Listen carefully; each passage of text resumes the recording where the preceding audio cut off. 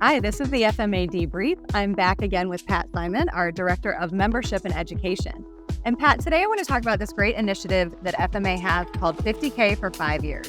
What's that all about? Yeah, so in 2020, to celebrate FMA's 50th year, we wanted to give back to our members. And one way to do that is through training and certificates.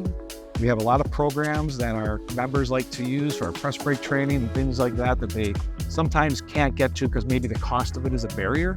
So we decided to gift $50,000 a year over 5 years for any member in good standing to apply for scholarship money. And that scholarship money can be used for those courses. We've had hundreds of members take advantage of this over the first 3 years of the program. We have plenty of funds still available, so I encourage any member out there in good standing to apply today and utilize some of this money that we have for you. Great. So to take advantage of this program and find out the education we have available, please visit our website at fmamfg.org.